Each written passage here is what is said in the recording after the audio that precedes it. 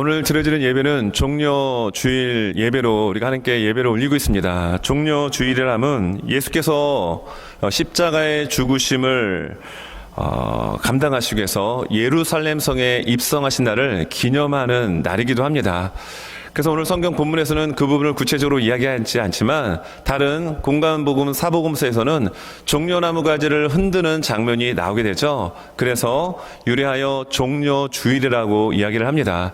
종려나무에는 몇 가지의 의미가 있습니다. 그 첫 번째가 의입니다. 또 두 번째가 아름다움, 세 번째가 승리를 나타낸다라고 합니다. 예수님께서 예루살렘 성을 나귀 타고 들어오셨을 때 많은 이들이 그렇게 종려나무, 의와 아름다움과 승리를 상징하는 종려나무 가지를 흔들었던 것은 아마도 그들은 예수님이 이 예루살렘 성에 입성하시는 그 장면을 바라보며 야, 이제 이 나라의 민족의 모든 어려움은 다 끝났다. 그리고 우리의 경제적인 문제, 우리의 모든 어려운 문제들이 이제 순차적으로 해결될 것이다라고 하는 희망을 가졌을 것입니다. 여러분, 예수님과 함께 동행했던 12명의 제자들도 여러분 그 희망을 가지고 이야기하는 장면이 나와요. 그래서 오늘 누가복음 19장 11절을 보면 예수님께서 이런 말씀하십니다. 그들이 이 말씀을 듣고 있을 때 비유를 더하여 말씀하시니 이는 자기가 예루살렘에 가까이 오셨고 그들은 하나님의 나라가 당장에 나타날 줄로 생각함이더라. 그래서 열 문화에 대한 비유를 예수님께서 말씀하셨습니다. 아직 때가 아니다. 그러나 제자들의 마음에는 예수님을 우리의 영혼을 구원시키고자 오시는 예수님으로 바라보지 못하고 그들의 로마로부터 독립시켜줄 사령관으로 그리고 모든 문제를 해결해 줄 수 있는 정말 정치적인 힘을 갖고 있는 왕으로 예수님을 생각하게 된 겁니다. 그래서 그 제자들마저도 이런 생각을 가졌을 텐데요. 여러분 그 종려나무 가지를 흔들었던 수많은 무리들 또한 같은 생각을 가지고 있었을 것입니다. 전혀 다른 예수님의 입성하는 장면을 바라보며 생각이 다른 동상이몽의 모습이었습니다. 이솝 우화 중에 토끼와 거북이라고 하는 이야기를 우리는 잘 알고 있습니다. 토끼와 거북이가 달리기 시합을 했습니다. 누가 이겨야 되죠? 당연히 토끼가 이겨야 되죠. 그런데 우리가 아는 것처럼 거북이가 이겨버리고 말았습니다. 여러분, 왜 거북이가 이겼을까요? 거북이는 꼬린 목표 지점을 눈에 고정하고 달려갔습니다. 그러나 토끼는 누구에게 초점을 맞췄죠? 거북이에게 초점을 맞췄습니다. 대상이 워낙 느리니까 아이고 조금 가다가 좀 자도 되고 좀 쉬어도 되고 레스토랑 가서 뭐 고기도 먹고 식사도 하고 가도 되겠지, 이런 안일한 생각이 들었던 겁니다. 그래서 그 결과 느린 거북이에게 경주에서 지고 말았다는 이야기를 우리가 알고 있습니다. 여러분, 예수님은 그 어떤 환경, 대상에게 초점을 맞춘 것이 아니라 예수님은 오직 하나님의 뜻에 초점을 맞추고 모든 일들을 진행하셨습니다. 그래서 요한복음 6장 38절의 말씀을 보게 되면 이렇게 나오는데요. 내가 하늘에서 내려온 것은 내 뜻을 행하려 함이 아니요 나를 보내신 이의 뜻을 행하려 함이라 라는 말씀을 예수님께서 해주고 계십니다. 여러분, 예수님께서 이 땅에 오신 목적은 자신의 뜻을 행하려 함이 아니었습니다. 누구의 뜻을 행하려 함이었습니까? 나를 보내신 아버지의 뜻, 바로 하나님의 뜻을 행하기 위하여 예수님 이 땅에 오셨습니다. 그래서 예수님의 행하신 모든 행적들을 사복음서에 기록을 하고 있는데요. 그 사복음서의 말씀 가운데 보게 되면 하나님의 뜻이 무엇인지 천국 복음에 대한 비밀을 우리에게 상세하게 자세하게 알려주고 있습니다. 그래서 우리는 사순절 기간 동안에 여러분 그 예수님의 십자가의 죽으심을 묵상하기 위하여 사복음서를 읽었습니다. 그래서 지금 이 시간 여러분 그 사복음서를 읽고 또 은혜를 받고 또 삶 가운데 경험한 간증을 함께 누리려고 대기하시는 분이 한 분 계십니다. 그분의 이름이 최강자 권사님이신데요. 자, 이 시간에 최강자 권사님 나오셔서 5분의 간증 우리 나누고 말씀 이어서 전하도록 하겠습니다.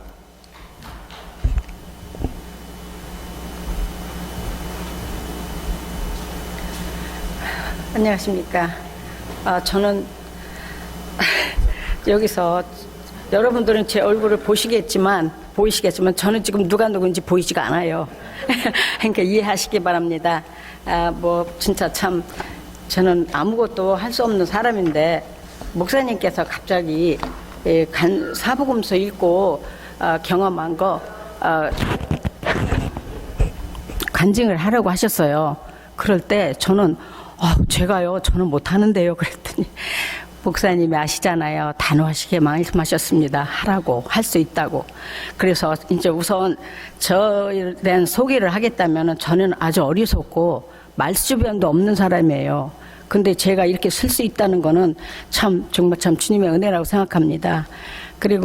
그런데 목사님께서 사복음서를 읽고 받은 은혜를 간증하라고 하실 때 저는 참 정말로 할 수 없는 마음이었고 마음이 막 떨리고 그랬지만 순종하는 마음으로 이렇게 섰습니다. 목사님은 저는 말주변이 없어서 못한다고 그러니까 할 수 있다고 권사님 할 수 있습니다. 그러셨어요. 그렇게 말씀하실 때 저는 마음이 지금 또 반복하는 말씀이지만 얼마나 떨렸는지 몰라요. 그래서 제가 할 수 있을까요? 그러면서 이제 목사님의 말씀을 그 단호하신 말씀을 참 순종하는 마음으로 제가 간증서를 쓰기 시작했습니다. 간증문을. 그랬는데 제가 참 신앙생활을 하면서 성경도 통독은 한 적은 있었는데 제가 말씀을 제대로 안 보고 말씀 제대로 이해를 안 했던 것 같아요. 그래가지고 이번에 사순절 동안에 주님 우리가 사순절 사복음서를 읽었잖아요. 읽는데 그에 참 목사님이 하신 그 말씀들이 하나하나 머리에 지나치면서 이번이라도 내가 미안합니다. 제가 주님의 딸다운 짓을 한번 해봐야 되겠다. 그래서 이 주간 제가 무척 노력을 했는데 진짜 참으로 복음서를 읽으면서 통해 예수님의 희생과 사랑을 더욱 확실히 깨닫게 되었어요. 근데 첫째는 마태복음, 물론 성경의 사복음서에 여러 가지 우리에게 행하신 말씀이 많고 행하신 기적이 많지만 제가 특별히 은혜 받은 거를 지금 말씀드립니다. 마태복음 24장 7절에서 14절인데요. 그 중에 중간에 말씀이 진짜 좀 우리 하나님 주님의 말씀이 많지만 저는 참 정말 약하고 진짜 아무것도 모르는 저를 천국의 복음을 미리 말씀하셨잖아요. 참 제가 그 미련한 저를 깨닫지 못한 적이 많았는데 주님의 은혜가 얼마나 감사한지 저는 마음이 뭉클해지고 눈물이 나기 시작했어요. 그럴 때 참 정말 그리고 또 한 가지는 요한복음 19장 17절에서 30절인데요. 예수님이 참 그때 그 생각하면 저는 지금도 눈물이 나네요. 예수님께서 신포도주를 받으시고 그 후에 주님께서 다 이루었다 하시고 머리를 숙이셨습니다. 영원히 떠나가신 거죠. 그때는 저는 주님의 마음에 미안함과 회개가 가득 차서 눈물을 감당할 수가 없었습니다. 참 진짜 우리 주님은 얼마나 우리 사랑의 하나님이고 우리 사복음서를 다 읽으신 분들은 다 아시겠지만 얼마나 그 중간중간 그 말씀에 우리를 참 깨닫게 하셨는지 모르겠어요. 그러고 나서 이제 제가 지난주 월요일 3월 18일입니다. 그때 바람이 마구 많이 부는 날이 있었어요. 어느 가게에 가가지고 주차장에서 어떤 부인이 차에서 내리는 그 순간에 동시에 돈이 바람에 막 날리는 거야. 그 여자가 내리면서 그 분이. 그때 저는 차에서 빨리 내려가지고 그 돈을 막 주기 시작했어요. 막 사방으로 흩어졌어요. 그러는데 그 돈을 주기 시작했는데 다 주워서 그분에게 주고 보니까 그분이 무릎을 수술한 지가 얼마 안 될 뿐이었었어요. 그래서 저도 그렇지 않아도 왜 저렇게 서 있나? 나 같으면 막 내 돈이면 막 헝겊지겁 그냥 주실 텐데 주지를 못하고 있더라고요. 그래서 주워서 들고 이제 있는데 제가 참 힘을 다해서 참 그 돈을 다 모아서 그분에게 전해줬어요. 전해줬는데 그리고 그분이 돌아서서 참 문을 열라고 키를 찾으니 키가 없는 거예요.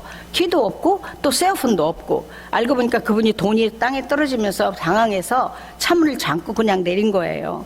그래서 제가 그러면은 걱정하지 말라고 집이 어디냐니까는 얼마 멀지 않대요. 그럼 내가 태워다 드리마. 그럼 집에 가면 키가 있죠? 그러니까 있대요. 그래갖고 갔어요. 가는 동안에 제 마음에 때는 이때다. 이분이 하나님을 믿는지 안 믿는지 모르죠. 일단은 복음 전해야 되겠다 싶어서 예수를 믿느냐고 물어봤더니 그분이 자기는 교회는 안 간대요. 예수 믿는단 말도 안 하지만 그래서 지금 예수님께서 십자가에 돌아가셨고 우리의 죄를 위해서 죽으시고 다시 살아나신 부활절이 다가오고 있는데 가까운 교회라도 나가시면 어떻겠냐고 제가 말씀을 드렸어요. 그랬더니 그분이 자기가 미소를 지면서 갈까 말까 하는 그런 표현이었었어요. 자기도 마음이. 그래서 저는 주차장에서 그분을 내려주면서 하나님은 당신을 사랑하십니다. 그리고 제가 그러면서 하나님은 당신의 축복이 있기를 바랍니다. 그러고 인사를 하고 저는 이제 그분을 내려드렸어요. 차 파킹랏에. 그랬는데 그분이 얼마나 기뻐하시고 그 웃는 모습이 지금도 저에게는 상상이 되네요. 그래서 저는 차에 전도지가 있어요. 그래서 전도지를 다 건네주면서 영어로 나오려고 그러네. 미안해요. 영어도 못하면서 그래요. 그러면서 제발 이걸 읽고 주님을 영접하기 바라고 교회에 나가길 바란다고 이제 저는 그러고서 끝났더니 그러면서 이제 참 진심으로 감사하면서 제가 집에 오면서 그 내내 참 정말 그 감사한 마음을 이루 말할 수가 없었어요. 왜냐 제가 그렇지 않아도 기도 중에 이번 부활절 기간에 제가 참 하나님 말씀 읽은 것처럼 저 무언가를 주님 앞에 진짜 좋은 딸, 이쁜 딸, 착한 딸, 칭찬받는 딸의 노릇을 한 가지라도 하고 싶었었어요. 근데 이 일은 정말 참 여호와 일이었었어요. 제가 생각도 못했고 정말 기대도 못했던 이런 일을 그 부인을 만나서 이거를 주님의 참 제 마음에 기대했던 거를 이 부인을 통해서 제가 주님의 마음을 조금이라도 전달할 수가 있었습니다. 그래서 사순절 기간 동안에 하나님이 자녀답게 주님이 지금 또 반복하는 것 같으네요 싶은데 하나님께서 가장 기뻐하시는 생명의 복음을 전할 수 있었어요.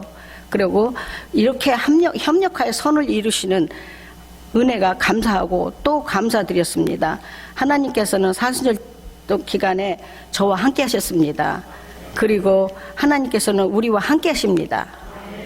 이번 주간이 사순절 주간 참 은혜 많이 받으시길 바랍니다. 감사합니다.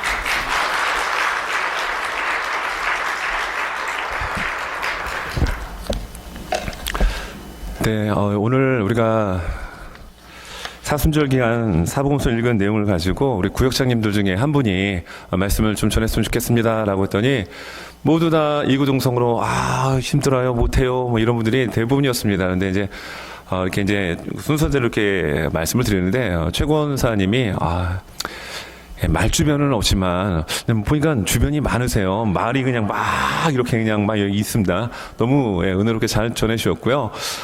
그래서 순종하는 마음으로 이렇게 하시겠다고 했는데 여러분 그것이 귀한 겁니다. 여러분 사실 이 자리에 서게 되면요 다 떨려요. 여러분들은 앞에 안 보이지만 제 두 다리는 지금 벌벌 떨고 있습니다. 왜냐하면 하나님 앞에서 말씀을 전하기 때문이에요. 우리는 사람 앞에서 예배를 드리는 게 아니라 살아계신 하나님 앞에 예배 드리기에 언제나 경외하는 마음으로 말씀을 들어야 되고 말씀 전하는 자는 그런 마음으로 전해야 되고 그럴 때 이 자리 가운데 하나님께서 영광을 받으시는 여러분 성령의 충만함의 은혜가 있게 될 줄 믿습니다. 그래서 간증을 처음에 딱 스타트하고 시작을 할까 하다가 오늘 어찌되었든 종료주일이기 때문에 예수님의 십자가의 복음, 그래서 우리 권사님이 말씀했던 그 말씀 구절들이 예수님이 십자가의 죽으심과 관련된 말씀이거든요. 여러분 내 안에 예수님의 십자가가, 내 안에 예수님의 그 나를 구원해 주신 구원의 감격이 있다면 어느 곳에 있든지 간에 내 안에 있는 예수님을 꺼내어 전할 수 있게 됩니다. 그래서 종료주일, 우리의 죄를 구원하시기 위하여 십자가 지시기 위하여 예루살렘 성에 입성하실 때 여러분 그 예수님의 마음이 얼마나 무겁고 얼마나 아프셨을까요? 그러나 예수님은 그 방향이 어디를 향하고 있었습니까? 오늘 말씀 28절에 보면 예수께서 이 말씀을 하시고 열 문화에 대한 비유를 맞추시고 예루살렘을 향하여 라고 표현하고 있습니다. 예수님은 어디를 향하여 지금 가고 계십니까? 예루살렘을 향하여. 그리고 동상이몽과 같았던 11절의 말씀에 예루살렘이 가까이 왔다라는 표현을 굳이 누가는 강조하고 있습니다. 제자들에게, 많은 사람들에게 예수님이 예루살렘으로 입성하는 사건은 자신의 인생의 팔자를 고칠 수 있는, 제자들의 입장에서는 한 자리 차지할 수 있는 기회로 생각할 수 있었지만, 예수님께서 바라보고 향하여 가는 그 예루살렘은 십자가를 지시기 위하여 터벅터벅 걸어가셨던 것입니다. 여러분, 그런 예수님의 마음을 누가 헤아릴 수 있을까요? 그래서 오늘 성경 말씀을 보게 되면 28절 말씀에 올라가다라는 표현은 없어요. 그러나 이 헬라어 성경을 보면 아라바이돈이라는 단어가 나옵니다. 아라바이돈이라는 단어가 올라가다라는 뜻입니다. 여러분, 28절 개정 성경은 올라가다라는 표현 눈 씻고 찾아봐도 안 보입니다. 그러나 새 번역 성경에는 이렇게 이것을 해석해 주고 있어요. 예수께서 이 말씀을 마치시고 앞장서서 걸으시며 예루살렘으로 올라가고 계셨다. 어디를 향하여 예수님 올라가셨습니까? 예루살렘을 향하여. 왜요? 십자가 지시기 위하여. 왜 십자가 지셨습니까? 죄와 허물로 죽은 우리를 사망에서 건져 영원한 생명 주시기 위하여 예수님 십자가 지시기 위하여 예루살렘을 향하여 올라가셨습니다. 그런데 오늘 개정 성경에는 올라가다는 단어가 나오질 않죠. 여러분, 실제로 여리고에서 예루살렘까지의 거리는 약 30km입니다. 가까운 거리는 아니에요. 그리고 지대를 놓고 보면 예루살렘은 해수면에서 약 700m 위쪽에 위치하고 있습니다. 그러면 여리고는 해수면보다 낮을까요, 높을까요? 낮습니다. 대략 350m에서 400m가 낮습니다. 그러면 전체 1100m의 이러한 고도의 차이를 극복하고 예수님은 예루살렘을 향하여 지금 올라가고 계셨습니다. 그리고 예수님은 요한복음 6장 38절을 통하여 말씀하셨던 것처럼 나의 뜻을 행하기 위하여 이 땅에 오신 것이 아니라 나를 보내신 이 바로 하나님 아버지의 뜻을 행하시기 위하여, 그리고 우리를 위하여 생명을 아낌없이 버리시기 위하여 십자가 지시기 위하여 이 땅에 오셨습니다. 그래서 예루살렘을 향하여 지금 걸어가고 올라가고 계신 겁니다. 여러분, 토끼와 거북이의 이야기가 우리에게 주는 교훈은 무엇입니까? 아무리 느린 거북이라도 포기하지 않고 달리면 노력하면 된다라는 교훈점도 있지만, 여러분, 토끼는 목적지를 바라봤어야 합니다. 그런데 느린 거북이를 바라보다 보니까 상대적으로 자신의 우월성 때문에 느려지게 된 겁니다. 낮잠 자게 된 겁니다. 그러나 느리지만 상대를 이겨내고 극복하기에는 너무나도 핸디캡이 많지만 목표 지점을 두고 느리지만 꿋꿋이 걸어갈 때 이길 수 있었던 것처럼 예수님은 예루살렘을 향하여 오직 하나님이 주신 그 말씀의 뜻과 사명을 바라보며 투벅투벅 올라가고 계셨습니다. 그래서 오늘 이 종려 주일 이 아침에 예수님은 실제로 예루살렘 성에 입성을 하시게 되는데요. 이 입성하는 과정을 바라보면서 저는 설교의 제목을 말씀을 이루시는 예수님으로 정해봤습니다. 오늘 말씀을 보게 되면 정말 구약 성경에 기록된 그 말씀 그대로 예수님께서 그 말씀을 이루시고 행동으로 옮기십니다. 왜입니까? 아버지의 뜻을 지키기 위하여, 이루기 위하여 예수님 이 땅에 오셨기 때문인데요. 그런 관점에서 두 가지로 말씀을 전하고자 합니다. 예수님은 분명 말씀을 이루셨는데요. 여러분, 그 시점을 우리가 한번 살펴봐야 합니다. 또 두 번째는 이동할 때 어떤 수단으로 이동을 했는지를 보게 되면 정말 예수님은 하나님의 말씀에 순종하시고 그 말씀을 이뤄내는 모습을 우리에게 보여줍니다. 여러분, 그 시점을 보게 되면 말씀을 이루시는 예수님 그 시점을 보면 28절에 이렇게 나옵니다. 예수께서 이 말씀을 하시고 예루살렘을 향하여 앞서서 가시더라. 예루살렘 성을 향하여 가는 목적은 죽으시러 가는 겁니다. 그런데 예수님은 마치 전투에 앞장서는 사령관처럼 앞장서서 본을 보이며 뒤에 있는 제자들을 이끌고 나아가더라는 얘기입니다. 여러분, 죽는 자리에 나가는 데 있어서 누가 거침없이 담대하게 나갈 수 있을까요? 그렇게 하기 쉽지 않습니다. 여러분, 성경 말씀을 보면 믿음의 주여 또 우리를 온전케 하시는 이인 예수를 바라보자. 그는 그 즐거움을 바라 위하여라는 표현이 나옵니다. 그리고 십자가를 참으사 부끄러움을 개의치 아니하시더니 하나님의 보좌 우편에 앉아 계셨다라는 히브리서 12장 2절의 말씀이 있죠. 여러분, 십자가 부끄러움을 왜 개의치 않으셨습니까? 그 기쁨과 즐거움을 보신 거예요. 내가 십자가에 달려 죽지만, 그리고 그 육신의 고통은 말할 수 없는 극심한 고통일 수 있지만, 내가 죽음으로 저들이 하나님의 자녀가 되어진다면, 그리고 하나님의 말씀을 이룰 수만 있다라고 한다면, 이 한 몸 기꺼이 다 불타 없어지는 번제물처럼 나는 그렇게 드릴 수 있다. 이게 예수님의 심정이었고 마음이었습니다. 여러분, 실제로 예수님은 그 일을 지금 진행하기 위하여 예루살렘 성으로 들어가시는데 어떻게 해요? 뒤로 꽁무니 빼고 제자를 먼저 넣는 것이 아니라 스스로 먼저 앞장서서 달려나가는 모습을 보여줍니다. 여러분, 예수님을 소개할 때 세례요한이 이렇게 소개합니다. 예수님께서 세례 요한에게 다가옴을 보시고 그가 이야기하죠. 요한복음 1장에서 보라, 세상 죄를 지고 가는 하나님의 어린 양 이로다. 예수님께서 정확하게 그 타이밍에 맞춰서 예루살렘 성에 입성하셨고, 예수님은 유월절 어린 양이 죽음을 당하고 그 피를 문설주에 발랐을 때 죽음의 사자가 유월 뛰어넘어 그 문설주의 피를 경험했던 사람들은 죽지 않고 살아났던 것처럼 예수 그리스도의 보혈의 피를 통하여 우리는 영원한 생명, 영생을 얻게 되는 하나님의 자녀가 되었습니다. 근데 이 시점이 어떻다라고요? 정확하게 하나님의 그 계획 가운데 예수님은 순종하고 이 일을 진행하시더라는 거예요. 그리고 정확하게 유월절날 잡히시고 죽임을 당하셨습니다. 마치 유월절 어린 양을 각을 뜨고 잡아 피를 뿌려 제물로 바쳤던 구약의 제사처럼 말입니다. 여러분, 앤더슨이라는 학자가 있습니다. 다니엘서 9장 25절 26절에 보면 조금 주일날 예배 가운데 이야기하기는 좀 어려운 이야기가 좀 나오는데요. 거기에 이런 이야기가 나옵니다. 기름 부음을 받은 자, 곧 왕이라는 표현이 나오는데 이건 미래에 이루어질 일입니다. 그 기름 부음 받은 자가 누구입니까? 예수님이십니다. 그리고 7일에 62일에라는 표현이 나와요. 여기 한 일에는 7년입니다. 그러니까 2일에, 그 7일에 62일에 합치면은 69일에죠. 이것을 7 곱하면은 483년이 나옵니다.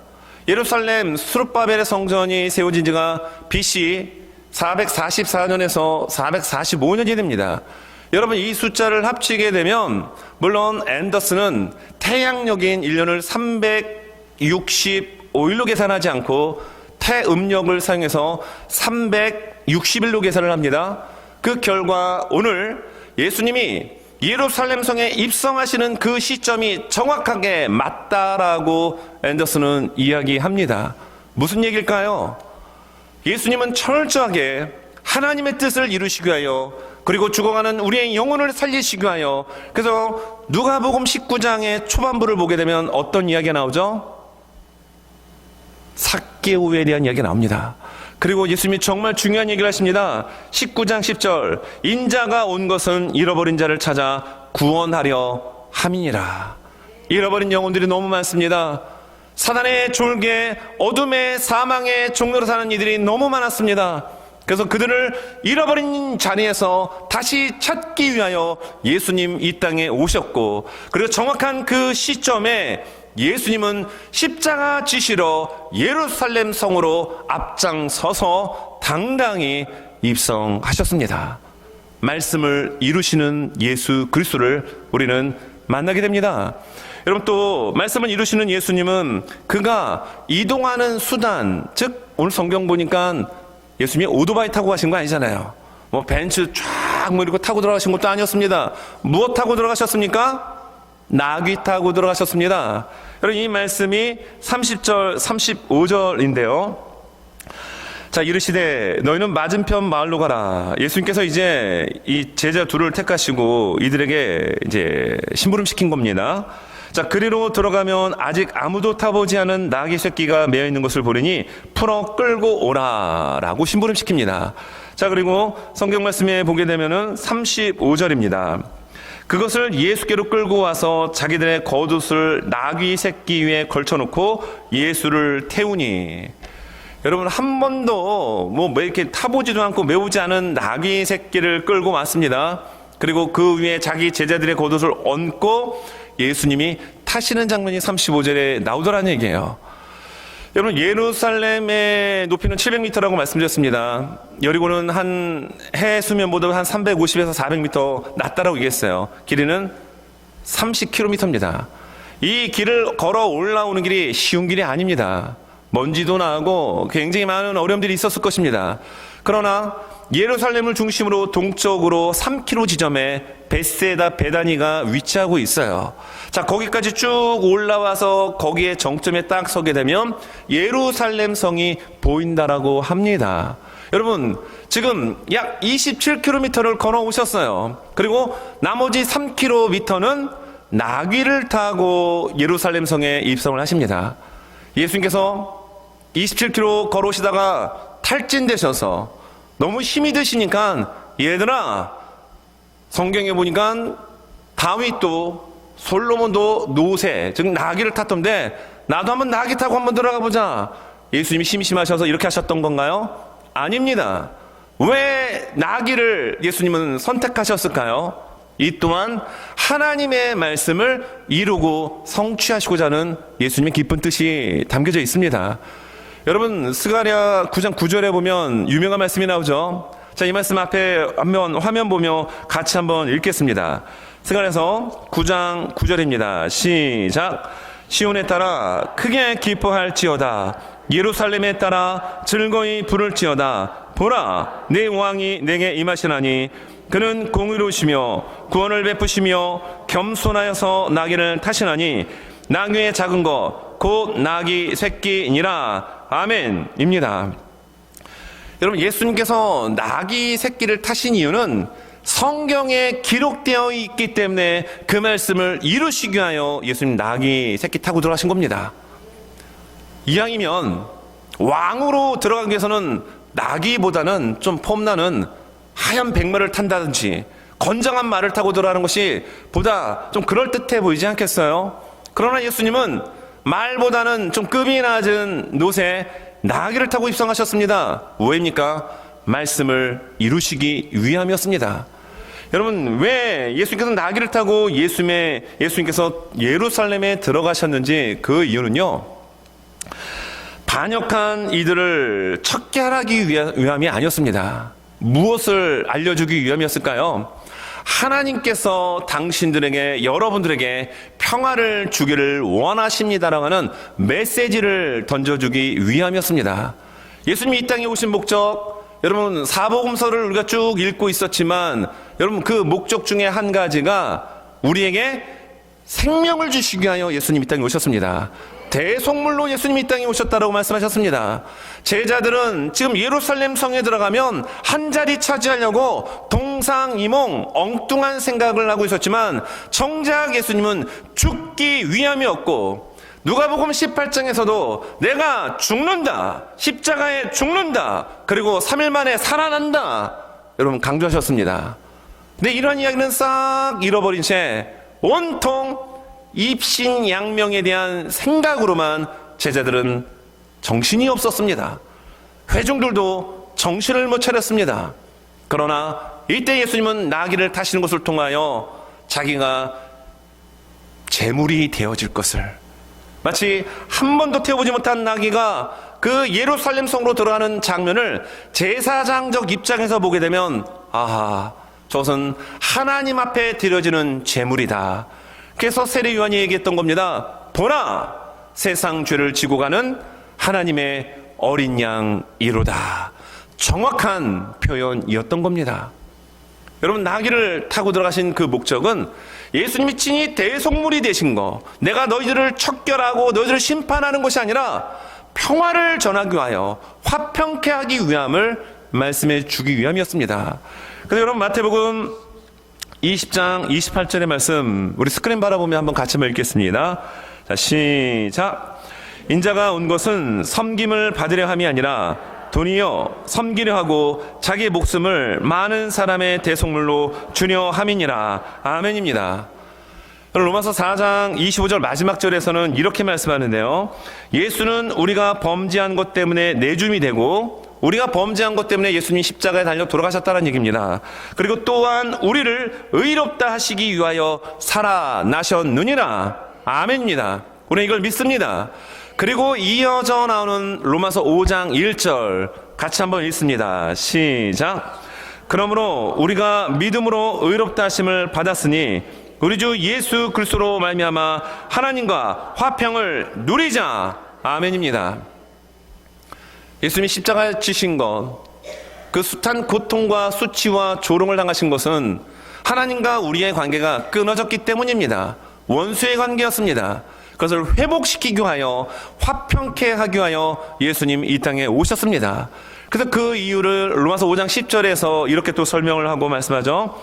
자, 로마서 5장 10절 같이 한번 읽습니다. 시작. 곧 우리가 원수 되었을 때 그의 아들의 죽으심으로 말미암아 하나님과 화목하게 되었은즉 화목하게 된 자로서는 더욱 그의 살아나심으로 말미암아 구원을 받을 것이니라. 아멘입니다. 하나님과 우리의 관계는 원수의 관계였다고 성경 말씀합니다. 그러나 예수님 십자가의 죽으심으로 하나님과 우리의 관계가 화평하게 되었다라고 회복을 선포하고 말씀하고 있어요. 예수님이 예루살렘 성에 왜 들어가십니까? 바로 이 일을 하시기 위하여 예루살렘 성에 들어가신 겁니다. 말씀을 이루시고 성취하시는 예수님을 우리는 똑똑히 목격합니다. 여러분, 스가랴서 9장 9절의 말씀을 읽었고, 여러분 9장 10절의 말씀에서도 맥을 같이 하는 말씀을 우리에게 해주고 계십니다. 자, 이 말씀은 제가 읽어드립니다. 스가랴서 9장 10절. 내가 에브라임의 병거와 예루살렘의 말을 끊겠고 전쟁하는 활도 끊으리니 그가 이방 사람에게 화평을 전할 것이요 그의 통치는 바다에서 바다까지 이르고 유브라데 강에서 땅끝까지 이르리라. 여러분, 나귀를 타고 입성하시는 예수님께서 무엇을 전해 주신다라고요? 모든 이방 사람들에게 화평을 전할 것이라고 이미 스가랴서 9장 10절에서 말씀하십니다. 그리고 스가랴서 9장 바로 그 앞절에 있는 9절의 말씀을 통하여 나귀 새끼에 대한 언급을 말씀하시는데, 하나님의 아들 예수 그리스도는 그 구약에 기록된 말씀을 그대로 이루시기 위하여 오늘 나귀를 데리고 와라. 그리고 찾아온 나귀 위에 예수님은 친히 타시고 수많은 사람들의 환호 가운데 예루살렘 성으로 입성을 하시게 된 겁니다. 여러분, 과거의 종려 주일에 십자가 지시기 위하여 예수님은 예루살렘을 향하여 가셨고, 그리고 오늘 본문에선 예루살렘 성 안으로 입성 들어가셨습니다. 자, 그러면 그 예수님은 앞으로 우리에게 어떻게 찾아오실까요? 여러분, 오늘 말씀 바로 앞부분에 보면 10개 문화에 대한 비유를 이야기하고 있죠.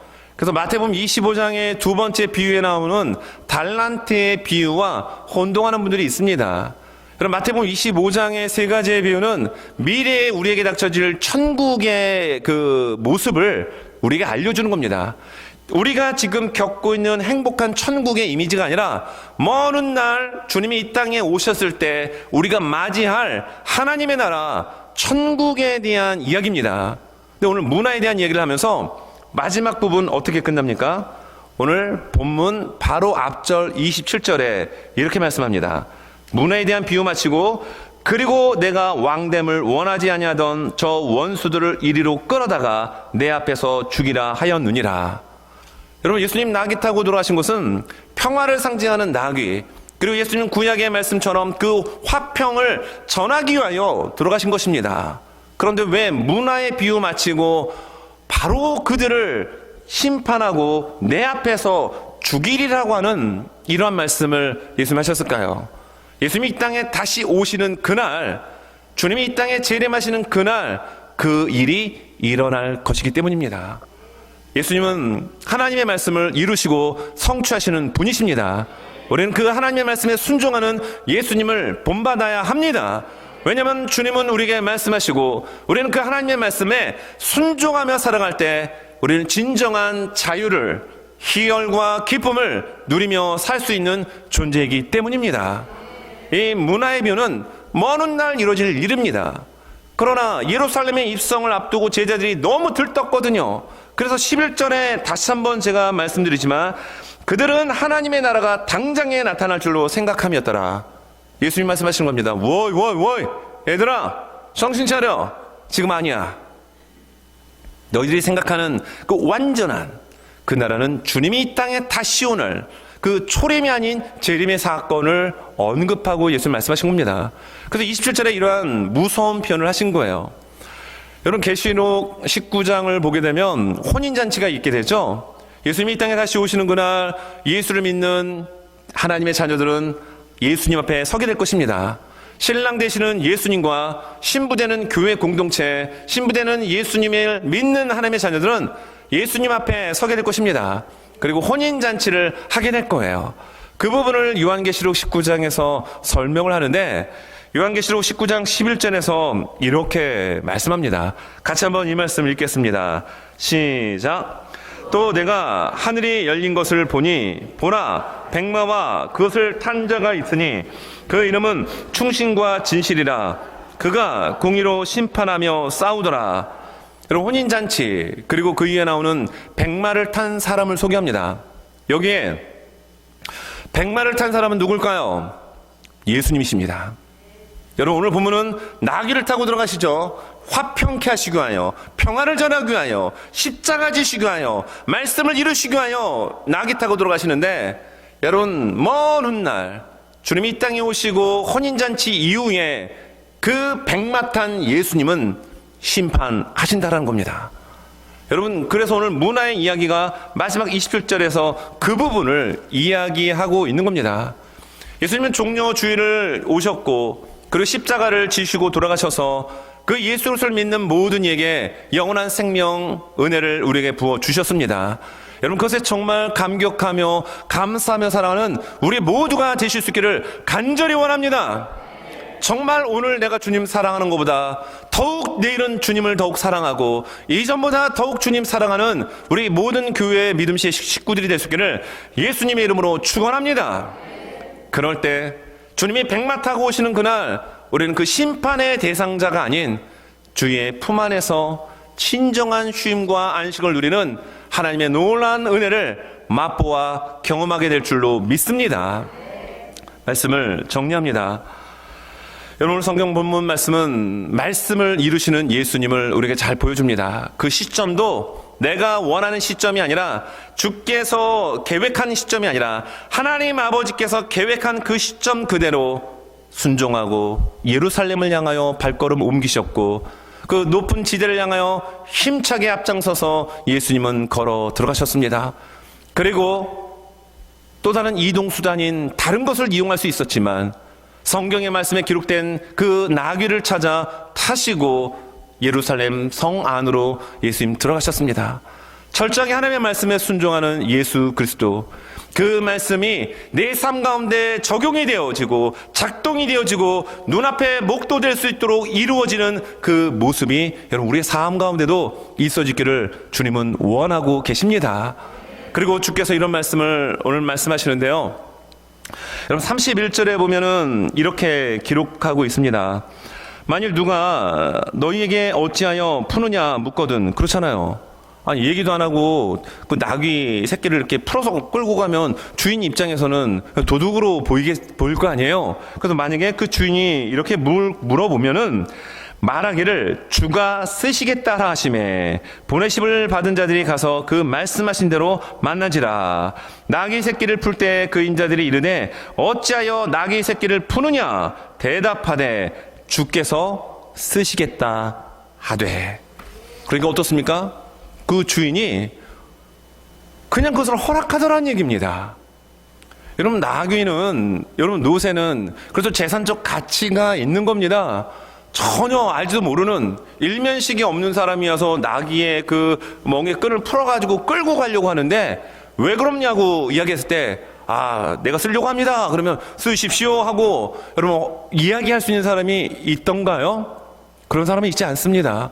그런데 그 주인은 정말 예수님의 말씀에 그 이루시는 과정 가운데 이 주인도 무슨 소리요? 안 됩니다 라고 하지 않고 그것을 그대로 받아들이며 그렇게 하십시오라고 이야기를 하더라는 거예요. 예수님은 하나님의 말씀에 순종하십니다. 그 말씀을 이루어 가셨습니다. 여러분, 그러면 주께서 우리에게 주신 것들이 있단 말이에요. 여러분들이 주신 건강이 있습니까? 재능이 있습니까? 시간이 있습니까? 물질이 있습니까? 여러분, 주님께서 쓰시겠다라고 할 때 안 됩니다라고 하지 마시고요. 주님, 쓰십시오. 정말 부족하지만, 정말 연약하지만 주님 나라를 위해서라고 한다면 기꺼이 주님 사용하십시오, 쓰십시오라고 하며 주님께 드릴 수 있는 우리 모두가 될 수 있길 바랍니다. 여러분, 건강을 심으면 하나님은 건강의 복을 주십니다. 교회 안에서도 보면 몸은 좀 약하신데 정말 이렇게 뭐 일을 하실 때 열심히 하시는 분들 보면은 하나님께 건강의 복을 주세요.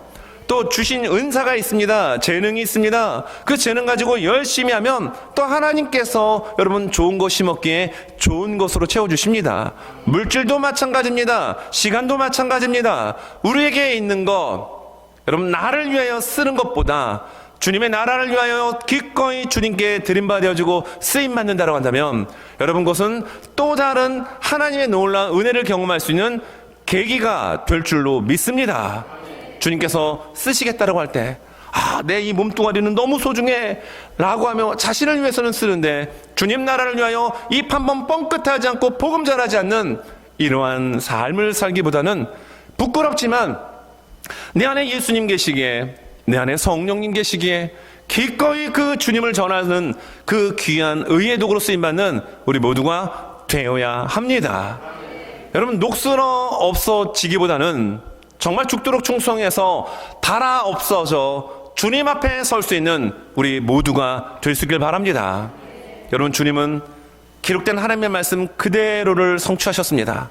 나의 뜻을 드러내지 않고 하나님의 뜻을 이루기 위하여 정말 예수님은 몸부림치셨습니다.